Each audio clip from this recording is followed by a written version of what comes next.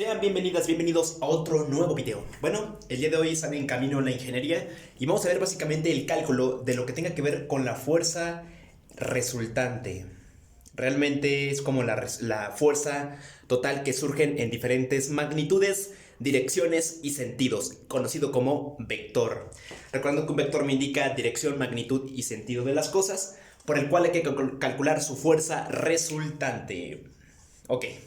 De entrada aquí tenemos un ejemplo, ahorita voy a explicarte otro ejemplo. Vamos a dar hoy en este video dos ejercicios para como consecuencia poder calcular la fuerza resultante o la fuerza que ejercen dichos vectores hacia una fuerza total, es decir, aplicado a las fuerzas finales o totales de n vectores. En este caso tenemos dos y como consecuencia ocupa la fuerza resultante. Bueno, hay dos formas de resolverlo. Una sería por las funciones del paralelogramo, donde incluso tomamos como consecuencia el origen y se divide en términos. Pero esa sería la opción 1. Pero si les parece, trabajamos con la opción número 2, que sería básicamente con método algebraico. Me refiero a, en este caso, de forma independiente, extraer dichos vectores y calcular sus componentes, tanto en el eje X de la variable independiente y la componente en el eje Y de la variable dependiente.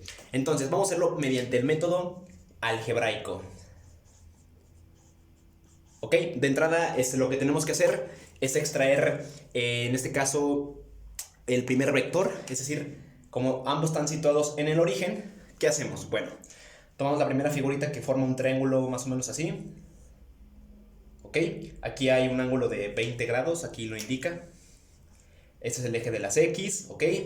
Y pues toda esta magnitud es como si fuera la hipotenusa, ¿sí o no? Es decir, el cateto, bueno, más bien la magnitud más larga de ambos catetos. O dicho de otra forma, la suma al cuadrado de ambos catetos como consecuencia es igual a la magnitud más larga de un triángulo rectángulo o de cualquier tipo de triángulo. A lo que se sugiere es que realmente para calcular sus componentes, vamos a llamarle en este caso componente en f de x y la componente en f de y. Pero ese va a ser 1 y ese es 1. ¿Por qué los pongo en subíndices unos? Porque aquí vamos a operar primero con la componente en f de x para el primer triangulito y después otro triángulo que forme al siguiente vector. Es decir, este método es decir, calcular sus componentes de forma independiente para cada triángulo y como consecuencia sumarlas para calcular la fuerza resultante y como consecuencia obtener su desfasamiento, es decir, ese ángulo o esa abertura que tanto me indica. Bueno, empecemos. Ya tenemos el primer triángulo rectángulo. Lo que tenemos que hacer es calcular realmente sus catetos, es decir, cuánto vale la hipotenusa.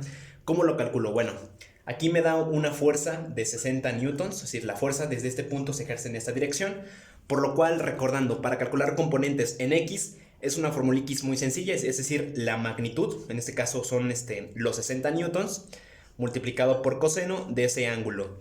De forma sencilla, ¿qué se hace? Bueno, en este caso m sería la magnitud, que sería 60, coseno del ángulo, en este caso serían 20 grados, ¿sí o no?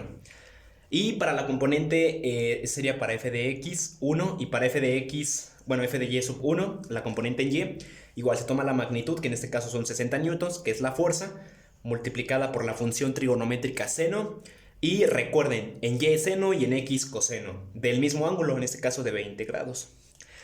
Entonces, igual podemos operar estas funciones o estas operaciones sencillas en el uso de la calculadora Classwix o de cualquier tipo de calculadora, o la otra es haciéndolo manual, es decir, sin usar la calculadora, usar términos de sus argumentos, es decir, de sus ángulos. Pero como no coincide ninguno de sus argumentos, como consecuencia vamos a usar la calculadora. Fíjense, tenemos 60, entonces serían 60 para la componente en x, coseno de 20 grados.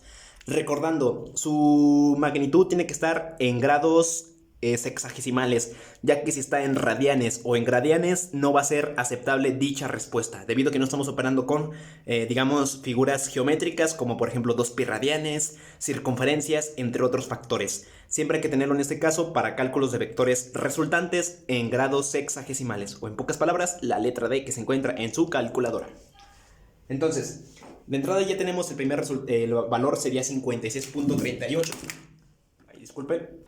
Bien, ya tengo lo que es básicamente la componente en X, sería 60 de coseno de 20 grados, 56.38. Y para el componente en Y es lo mismo, 60 de seno de 20, 20.52 newtons. Ahora, ya trabajamos con el primer triángulo, vamos a comenzar con el segundo triángulo. Bien, haciendo la misma idea para el segundo triángulo, recuerden, desde el origen hasta este vector, que ese es el punto final del vector Q, en este caso lo nombré Q, este P, realmente son 40 newtons, es la fuerza que es aplicable.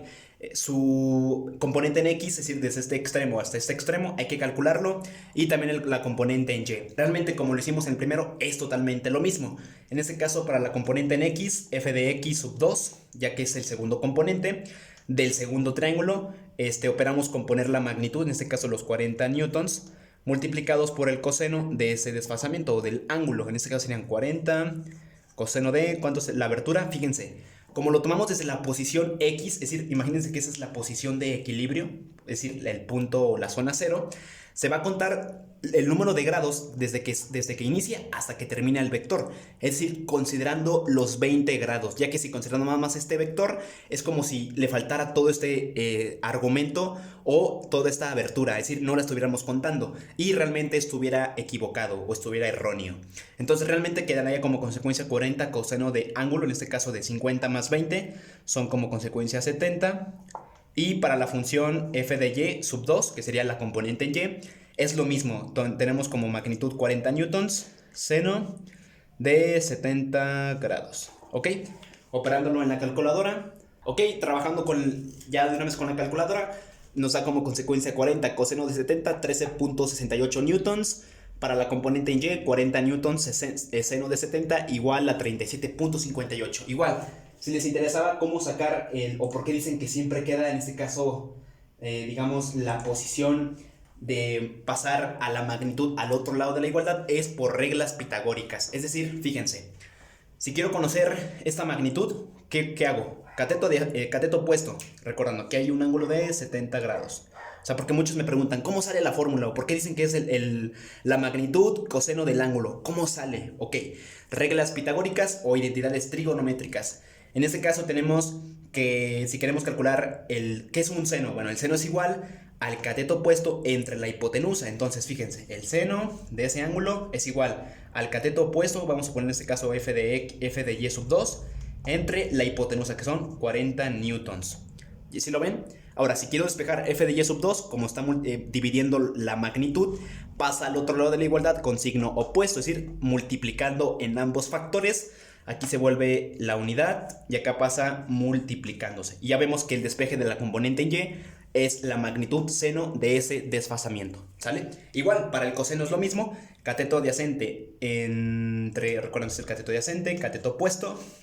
Entre la hipotenusa, pues es un coseno, igual. Despejamos f de x sub 2 y lo que está dividiendo, en este caso la magnitud, pasa multiplicando a la función trigonométrica, como el caso de aquí de la componente en y. Finalmente, para calcular las componentes, recordando lo que nos dio como resultado en la primera componente de f de x sub 1, lo voy a poner aquí arribita, nos dio en este caso 56.38 newtons. La segunda componente en y del mismo triangulito, que es el chiquito, nos dio 20.52 newtons. Ahora, la segunda componente en x, es decir, del segundo triángulo, nos dio como consecuencia 13.68. Y la f de y sub 2, que es la componente en y del triángulo 2, 37.58 newtons. Ahora, ¿qué tenemos que hacer ya que lo hicimos de forma independiente? ¿Sí? Ya calculamos las componentes para el primer triángulo y para el segundo. Lo que sigue es sumar dichas componentes, es decir, desde i igual a 1 hasta 0. Bueno, en este caso hasta n número de vectores. Pues va a ser igual a la primer componente de f de x sub 1 más la segunda componente en f de x sub 2. ¿Sí o no? Es decir, ¿para qué se hace esto? Bueno, fíjense, véanlo de esta manera. Como yo ya calculé la componente en x, que es 56.38, es decir, en el triángulo pequeño, para calcular su resultante ocupo la suma del otro componente en el mismo eje del siguiente vector. No sé si es claro. Como consecuencia, es decir, fíjense, más o menos algo así. Calcula la resolución, no se aprecia, entonces vamos a ponerlo, a ver, aquí se ve, ok, más o menos aquí se ve. Calcula la suma total de esta suma de triángulos. Fíjate, queremos calcular tanto la magnitud de este vector como de este vector, ¿sí o no? Entonces, para calcular la final, sería la suma de esta más la suma de esta. Es parecido a lo que estamos haciendo, pero ubicados más bien en el plano cartesiano, ¿sale? Más para que quede claro. Ahora, en el primero nos dio 56.38 newtons más f de x sub 2, que es 13.68 newtons. Bueno, la fuerza resultante en x, lo voy a poner así, fuerza resultante en x, pues va a ser igual a 56.38 más 13.68, 70.06, ¿ok? Tenemos como consecuencia 70.06 newtons en x. Y para y es lo mismo, voy a ponerlo aquí abajito, espero se aprecie. Igual, la sumatoria de igual a 1 hasta n de f de y sub 1, o sea, o resultante, es igual a la suma de f de y sub 1 más f de y sub 2. Es decir, sumar este vector con este vector. Y haciéndolo de esa manera, 20.52, ok, más 37.58, te va a dar 58, ok, estamos corroborando, 20.52 más 37.58, es correcto, 58.